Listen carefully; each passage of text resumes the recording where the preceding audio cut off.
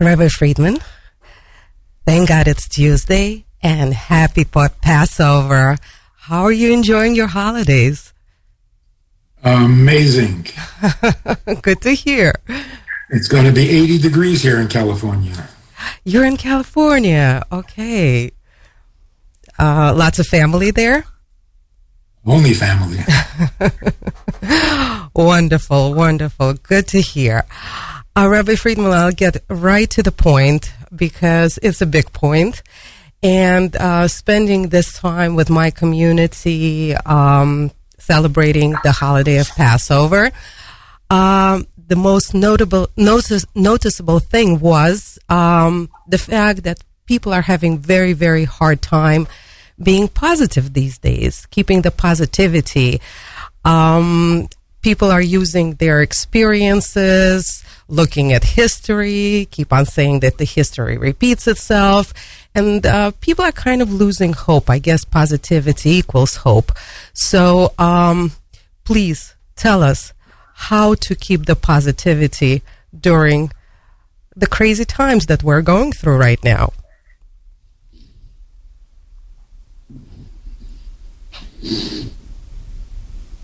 What are the crazy times? It's crazy. Doesn't mean we have to be. We're busy with our holiday. We're busy celebrating our freedom. We don't have to be victims of the world's craziness. It's a good opportunity. It's a perfect opportunity to demonstrate our freedom. Freedom meaning I can go my way even if the whole world is going in the wrong way. That's freedom. So I think we need to distance ourselves a little bit. Yeah, the world is going crazy. Doesn't mean I'm going crazy. We don't have to identify with the craziness because we didn't create the craziness. It's not our own craziness. So whatever the world is going through, I wish it well. Anyway, we need like a very, very large get well card into the world. But we don't have to be part of that craziness. And we're not. We're really not. I mean, if you didn't read the news and you didn't go online, you wouldn't even know that there's craziness going on. Believe it or not, I've stopped looking at the news, and it's not helping because the crazy is still crazy. Because you're in the business. You have to hear what's going on in the world. Yeah. But you don't have to buy it. You don't have to own it. But the world is making a total flip. I mean, okay, it's not true. I do look at the news a little bit. And the thing that jumped at me as soon as I was able to turn on my phone after Passover is the news about Putin. In Russia, everybody is free to make a choice whether they want the vaccines or not. Here in America, we're going to have a passport, whether we did or we didn't. So the world made a total flip. That's not crazy. How do we react to it? And I got to tell you, our shul is predominantly Russian. Our rabbis from Russia. And everybody's putting their experiences into their lives. And they're saying, what do you mean? Like, how can we be okay with what's going on? We've been there. We know how it works. We've experienced this. How can we not be scared? How can we not, lose hope that things are going to be ever okay again? And these are Baal Tshuva people. These are observant people. These are people that do have faith, that do concentrate on the holidays, but it's still very, very hard. It's hard for an American to relate to how scary this might be to somebody who's been there. But it's not happening. It's not? We are far too spoiled for too long. No, it's not going to happen. What exactly did Putin say? He said that that vaccination is a personal option, that if it's a personal choice. Here, not so much.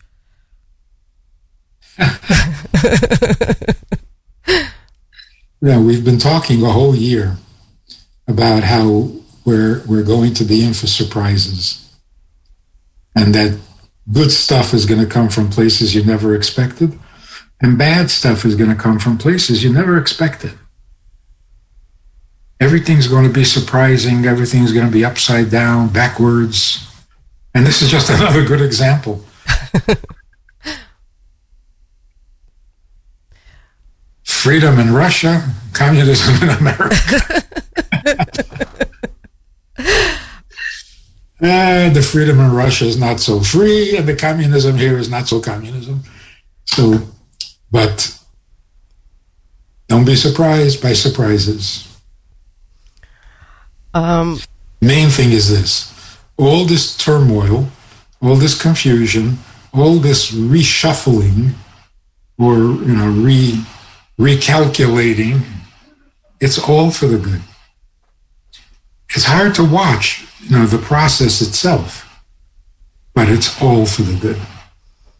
Rabbi Friedman, I am blessed every week to get this flow of positivity from you, and I try to bring it further wherever I go. And it's not easy. People are not so trusting. Well, maybe if I grew a beard and looked a little bit more prestigious. No, I'm only kidding. Well, look, even not trusting is a good development in some way. Because we've trusted in all the wrong things for so long. Maybe we shouldn't be so trusting. We've been reckless with our trusting. Worshipping all sorts of gods. Maybe we should be a little more particular. Maybe we should just stick with our God. Maybe? Great idea. But we're not the only ones. We try, yes, right now the concentration, it's Passover. Of course, the concentration is on the Jewish nation, because whatever is happening right now has happened to us and we're reliving it. But there's others that, of course, we're also very concerned about. And, and it doesn't seem like it stops with the Jewish people. It's really, everybody's mind is being played with and everybody's emotions are being attacked and played with. And it's just, it's a very, very hard time for everybody. And the mantra that you gave us, which I live with every single day, optimism, positivity, kindness, I have to say that optimism and kindness are easier to come by than positivity. Positivity does take a lot of work. And the further we go into the crazy, the harder the work is.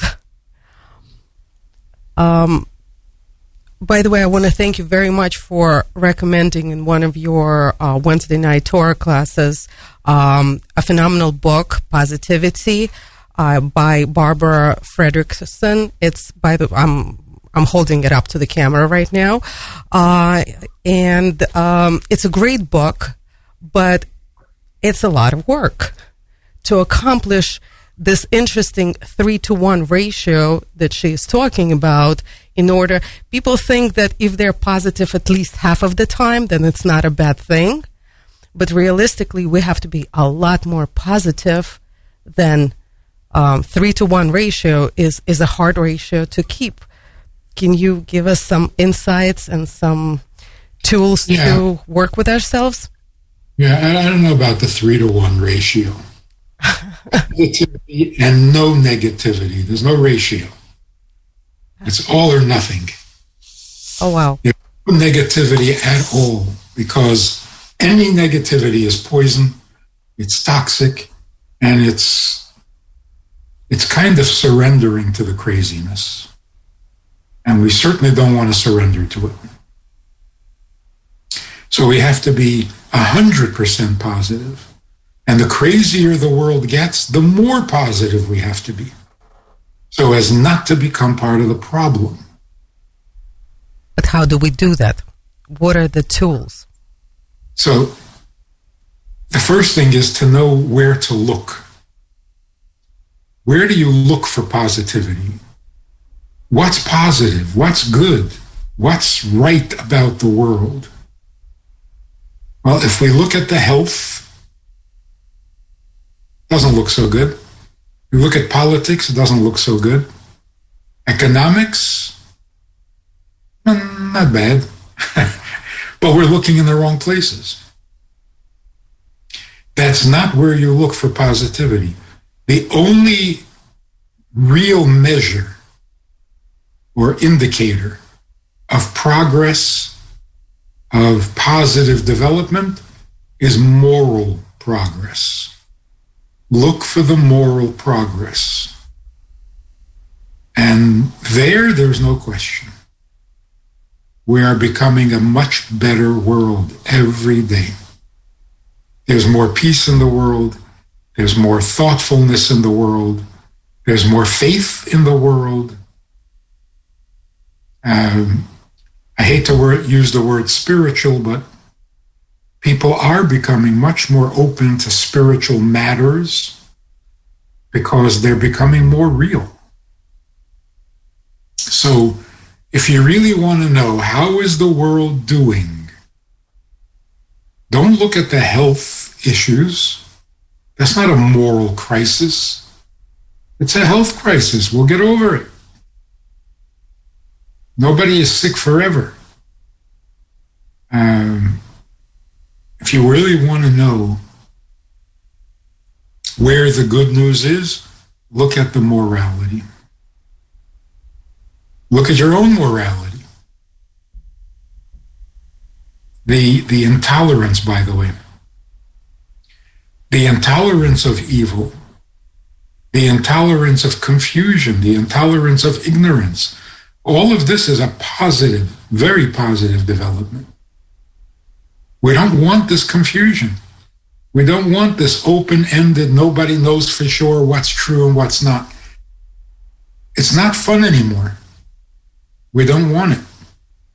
We want to know right from wrong. We want to know that we're on a good path. We want to know that we're moving forward. None of this experimental stuff anymore. It started in the 60s and it's getting a little tired. So we are improving, and it's quite impressive. Rabbi Friedman, Kind of positivity. a lot of people would argue that we're getting more moral. Most people would say we're getting less moral. I mean, even things like, our new Assistant Secretary of Health in the Biden administration is an openly transgender professor of pediatric and psychiatry. Completely out of her mind. Yeah, that's the point. Makes no sense whatsoever. It's so absurd. It's funny. It is hilarious. Every time I look at he, she, I'm not sure which way to address this individual. It is hilarious. It's hilarious. It looks like a cartoon. Yeah, it's very obvious. She's not just confused about her gender. She's confused about everything. But that leads to a scarier topic. Now, she is a professor of pediatrics, so this is someone who has a lot to do with children or is around children, and there's this psychiatric factor there, and I can't help but going back to the biggest problem that we're having that people are really not addressing or talking about, which is what is happening with the children. Why there's so many children disappearing from all over the world, where they're disappearing to. We know, and I'm sorry to put a damper on things, we know there's child sex trafficking. We know there's different things happening. We've known about it for a long time, and yet we are more concerned with COVID, and basically the death ratio has not grown. It's the same all over the world. It's just now it's just COVID now. It's not the rest of the stuff we were cured from. And we're so worried about these deaths, and we're not so worried about the amount of children that disappear. I mean, realistically, in America, 800,000 a year. Some of them return, a lot do not. We know that there are problems. They're addressed by the FBI, but I think one child sex trafficking is way too much. And we're talking about obscene numbers. Why aren't people addressing such terrible issues? Why are we so concentrated on other stuff and not the most important issue that we're faced with? That is definitely part of the confusion. What's important is neglected. What is not so important gets all the attention. Everything is lopsided. This is true. But it's unfortunately not something new.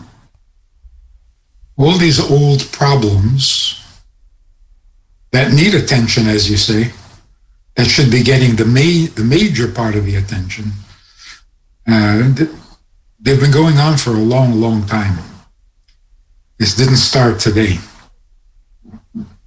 And that's part of what has to be exposed and revealed. It has to implode on the people who are doing this. And it will. It certainly will. The question is how fast. People look at just in our own circles. All the rabbis in the world are saying there's never been such a demand on handmade matzah as there is this year. No matter how much they bake, it's not enough. Wow. And it's the first time. This is really the first time. People are always content with Manischewitz, regular matzah, kosher Pesach. Now people want the special handmade matzahs. Every rabbi in America will tell you, more people sold their chametz this year than ever before. So in our own immediate environment, there's a lot of improvement. And in significant numbers. So let's not use only half our brain, When we see only one side, when we see only the good or only the bad, we're using only half the brain. Because half the brain notices beautiful things and half the brain notices pain. So if we see only one, we're not using our whole brain. We know the problems. Those are not new. We've known them all. We know what evil when we see it. But we're noticing a very significant improvement in people's tolerance. I think that's what it boils down to, right? How good is the world? Well, how tolerant is the world of evil? The intolerance to evil is a measure of goodness. So it's not like we don't know the evil. It's not that we don't recoil from it. It is horrible. And the pain, the suffering, the death from the virus is very real. But to color life as negative, to make the world look bad, that's an extreme, one-sided distortion of what's really happening. So I'm not going to the opposite extreme. I'm not saying everything is good. The direction we're moving in is definitely good. Rabbi Friedman, but don't we need to realize and see the bad in order to get rid of it. I mean, even though we kind of feel... You get better than ever before. Yeah. I mean, this is definitely a year of revelations. I mean, last year was a year of revelations, 2020, where people are seeing things that they have been suppressing, I would think, maybe just don't want to see. And even when I bring up this topic, sometimes, I try not to do it too often, but it's something that bothers me with the children more than anything else right now. I think this is the biggest problem the world is facing today. A lot of people still don't know about that. And then a lot of people don't want to believe that something bad like this could be happening right now in the civilized society. I mean, it's just so hard to not everybody needs to know about it because there's nothing they can do about it. Those who are supposed to do something about it, they know and they're aware, and hopefully they're doing everything they can. Why wouldn't they?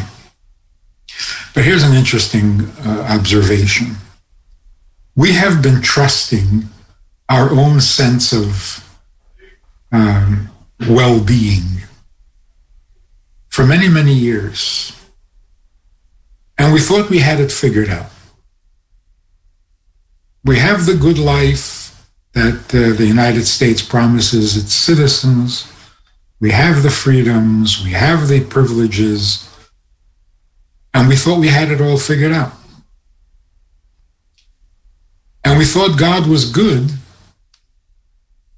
because we agreed with what he was doing. And if we can agree, then obviously it's good, because we know what's good, don't we? Like somebody went to visit the Rebbe, a famous writer. He back in the 50s. Anyway, he spent an hour with the Rebbe. He came out of the Rebbe's room and he said, "That is one smart man. He agrees with everything I say." Now, how do you know he's smart? Because my intelligence tells me how smart he is. But maybe he's smarter than you. Well, how would I know that?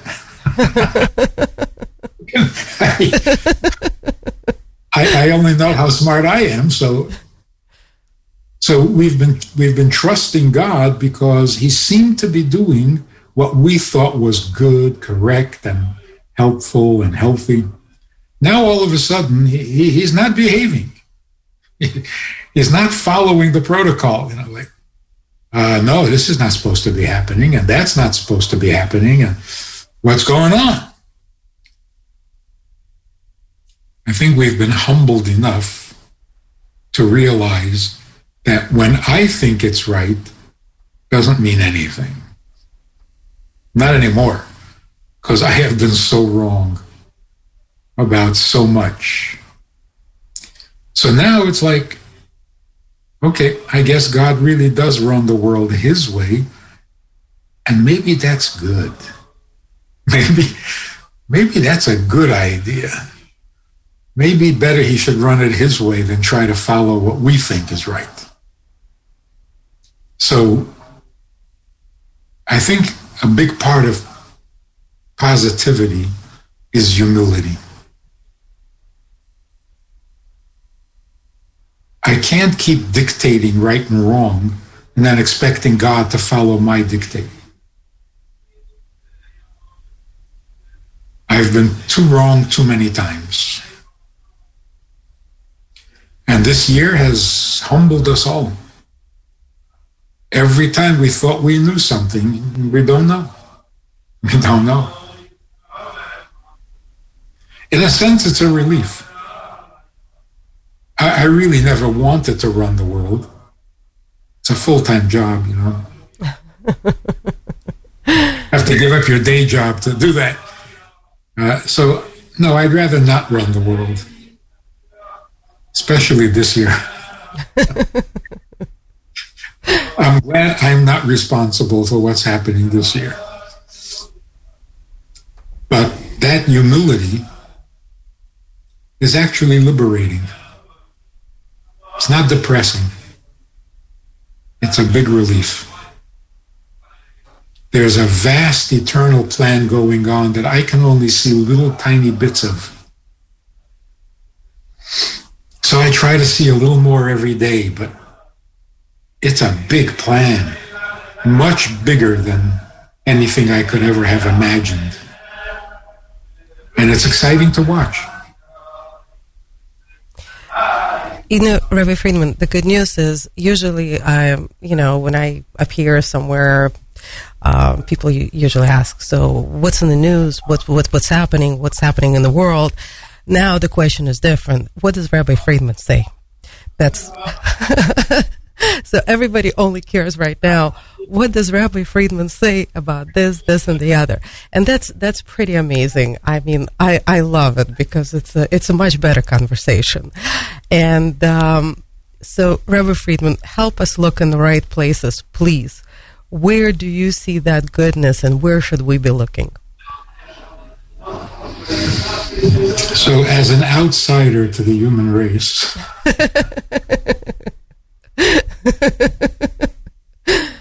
looking from the outside,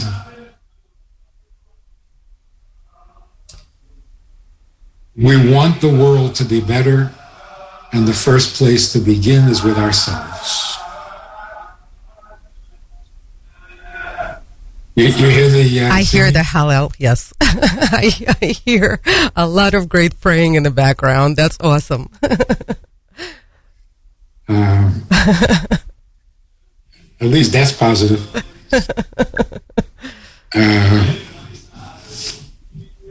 That is. Let's not be passive, and let's not be negative. And I think that one is connected to the other. If you're passive, you become a little paranoid because you're feeling helpless. When you're active, it's much easier to be optimistic because you know you accomplished a little goodness and you're not the only one in the world. So maybe there is hope after all. So let's get a little more active. Do a little more goodness. Everyone according to what they know is goodness. We don't have to re-educate the world. So everybody try, be a little better, be a little more outgoing, consider other people more seriously. Don't think about yourself, because that doesn't lead anywhere but to depression. And as we make the world better, the collective effect will definitely move us in the right direction. But I still have to say, you know what helped a lot to get people into a better mode is your observation that, good things are still happening with Israel. Unfortunately, if you don't look, you don't see. And it's true. Even though there's no one who is leading this process, when you pointed it out last week, that, there's interest, there's good attitude towards Israel, people want to do business with Israel, and there's no one out there who's initiating this anymore. So that was something that really got people, so apparently there is someone in charge who's doing stuff, and we don't always notice it. Is there any other places we should be looking to notice that this goodness is taking place, that there is that it started, that the process has started, and we just need to be able to see it better? You mentioned the new and improved Putin. But the thing with Israel is really amazing because we know the confusion going on in Israel. There's no prime minister. They don't know who's in charge. They can't make an election stick. You would think that no country would want to develop relationships with a country that hasn't figured itself out. This would be the worst time to make peace with Israel because you don't know what's going to happen tomorrow. And yet, despite it all, people are... It's an amazing time we live in, without a question. It is, but isn't there some sort of a prophecy that before Mashiach comes, there's not going to be a leader in Israel? There's not going to be a leader in the world. So it's not specific to Israel. Right. And that certainly, we qualify for that. Yeah, it's There's pretty. no question. I think it's happening everywhere. I can't really say that America has a leader right now. I mean, in name only, maybe, but in reality, can we say that we have a president? I don't know. If we do, does he know?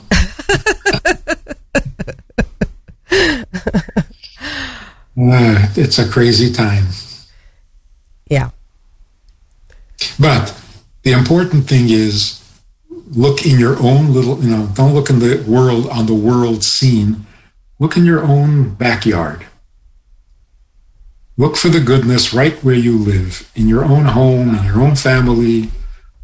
And if there's something lacking, fix it. Fix it. It's easier today than it was a year ago. People are more willing, more open, more sensitive. And if you say the right thing and you say it in the right tone of voice, people will hear it. It's easier to be good, and that's good. Rabbi Friedman, is it just happening where the Jewish people are? Because not that I necessarily think O'Reilly is a great expert on things, but, I like to listen to everybody's opinion, especially if they have followers, and he certainly does. He thinks that the world is becoming, or let's say not the world, America is becoming more secular. Would you agree with him? I don't think so. More secular sounds like an ambitious plan. There is no ambitious plan. People are becoming more disenchanted in everything, including faith and tradition, whatever. But that's not the same as becoming secular. Secular is a religion. It's a belief.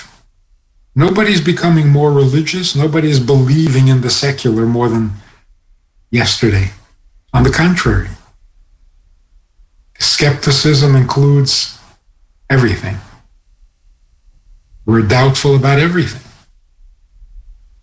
So it's not like we're leaving religion and going into secular philosophy. We're not going anywhere. We're just wallowing in our confusion.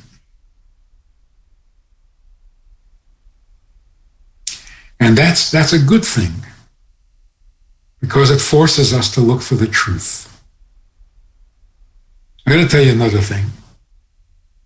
If we wanted to, and if we went on a little advertising campaign to invite people to convert to Judaism, how many people in the world would convert instantly? I think a lot. Right now, a lot. Millions. But that's not what we do. And it's not necessary. The message that we have has to get out to those millions. You don't need to become Jewish. But the fact that they're so open and so interested that if invited, they would immediately, that tells you something about what's going on in the world. Despite all you hear about the increase in anti-Semitism and so on, we can't be distracted or confused or misled by the headlines. Every headline you read, assume that the opposite is true, because that's closer to the truth. The fact checkers need to be checked out. Yeah, I can't. You don't even have to check. You know they're lying. Yeah, seems to be.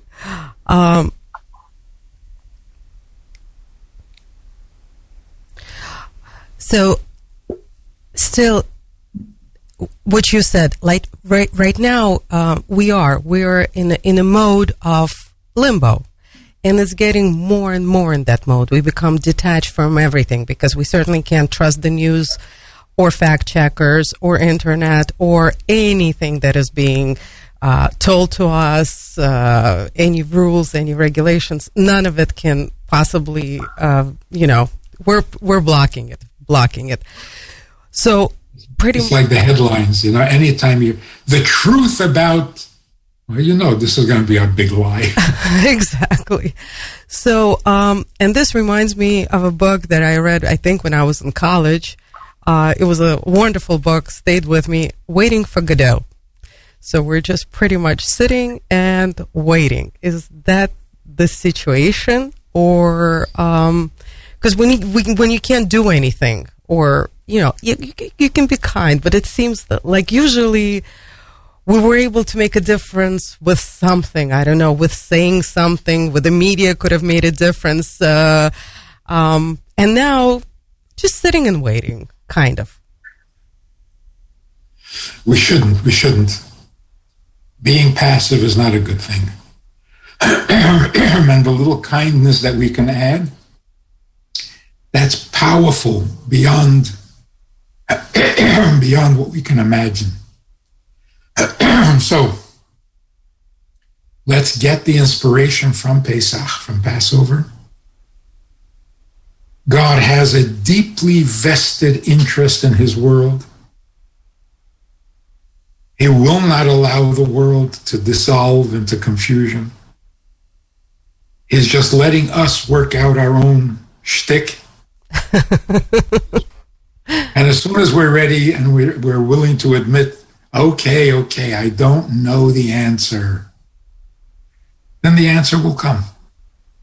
I think we can all agree on that no one knows anything. No answers, nothing. We're a blank slate. Because the good that is about to come is better than anything we could have accomplished. And that's why we have to step aside. Not that we shouldn't do good, but in terms of the global effect, the future that we're headed into, that is bigger and greater and better than anything we could accomplish on our own. And that's kind of messianic, Moshiach-dik. So don't limit. Don't keep insisting that things be good according to what we think is good, because that is so tiny.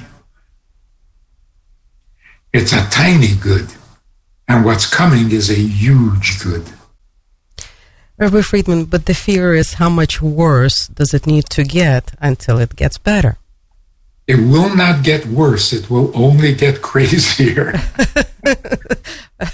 We're not getting worse. We're just getting more confused, more entangled, more humbled. It's not getting worse. There isn't more evil in the world than ever before. There's a lot more craziness. Well, as long as it's not going to take over completely, does it have to? Well, I don't think people will look back at this year. They won't say it was a terrible year. They'll say it was a crazy year. And that's true. That's very true. Okay, then the big question is how not to catch the crazy. How to, protect yourself from, because mass hysteria is mass hysteria. We all know how powerful that is. That's why you got to keep your eye on what is close, not on the far horizon, but on the immediate surroundings, and do good. If you're doing good, you're healthy. You'll stay sane. If you just sit around and watch what's going on, your head will spin. You won't know what's going on. But if every day you have a plan, you're going to do a little good. It doesn't have to be impressive. It doesn't have to be cosmic. But you're on solid ground. Rabbi Friedman, every Jewish person right now is doing something It's a job that we have to do. We were told to do this. It's in the Torah. We're counting Omers. And we'll be doing this for 7 weeks straight. Started today's, did 2 already, right? So the question is, of course, we're doing it very enthusiastically. But why are we doing it? What is the whole purpose of what are we doing? Well, just to let people know, we are in the middle of the holiday of Pesach. It's an 8-day holiday. And even while we're in the middle of the holiday of Pesach, we're already counting down to the next holiday, which is Shavuos, the anniversary of our receiving the Torah at Mount Sinai. So we're counting the days, 50 days. So it's kind of a double holiday or a double celebration. We're not finished with one holiday and we're already counting the days to the next. It's definitely an auspicious time on the Jewish calendar when every day we have a special mitzvah in addition to the daily mitzvahs, and that is to count down to the giving of the Torah, to receiving the Torah. That's enough reason to be optimistic and positive about the future. So if we focus on what is real and tangible good, even if it's not awesomely impressive, we stay grounded, we stay anchored in something real. And that's always been an important part of sanity. There's always been so much doubt on a daily basis. We go through the day with so much doubt, so much uncertainty about every decision we make. It's unhealthy. It drains all the joy out of life when there is so much doubt, so much uncertainty. And that's why it is really, really necessary, just for mental health purposes. Start your day with something solid, real, tangible, good, about which there is no doubt. And end your day with a thought about something in which there can be no doubt. And you will be a healthier person. What is there no doubt about?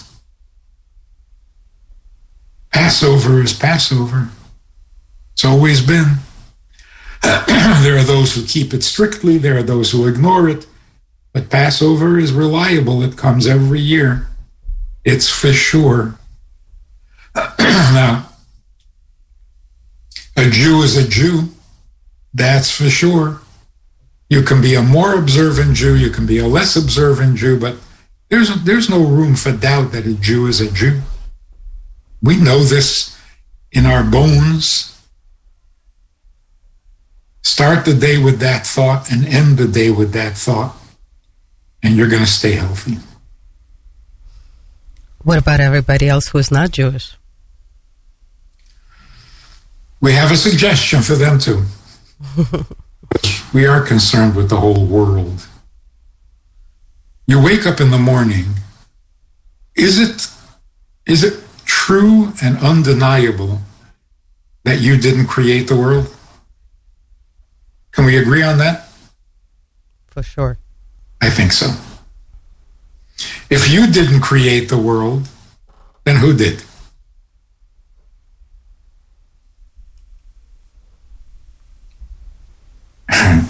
The simple answer is, who did?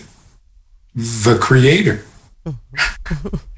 Because whoever created the world is the Creator. So you can either worship a subatomic particle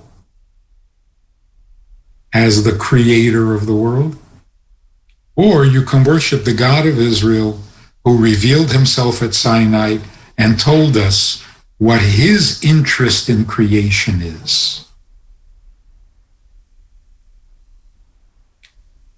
There's no room for doubt about that. It is absolutely absurd to think that the world was created with no reason. That just is not acceptable to the human spirit.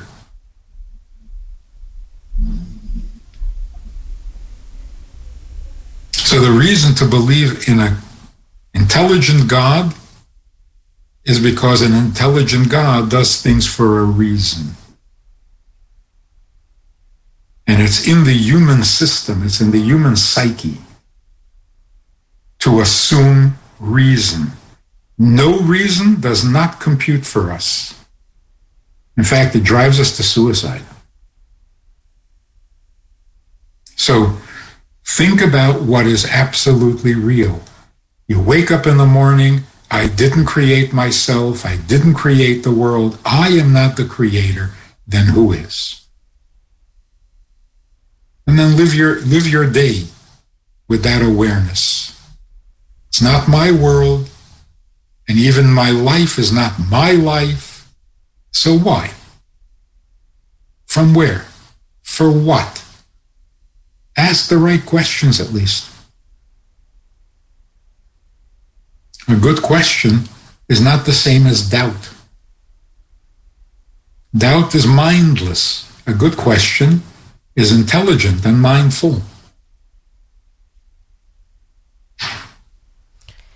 Rabbi Friedman, amazing as always. Thank you so much. Lots of light, lots of insight, lots of food for thought, and of course something to take away for the whole week, and great energy. Thank you so much. The most encouraging thought is Jews are observing Passover better this year than last year, for sure. And that must give God a lot of pleasure. And when God is pleased with his creation, things go well. Amen. Thank you so much. Thank you for that amazing and positive thought. And of course, always a pleasure. Of course, happy and healthy holidays to you, your entire family. And thank you so much for this time that you allocate for us every week. Looking forward to next. Thank God it's Tuesday.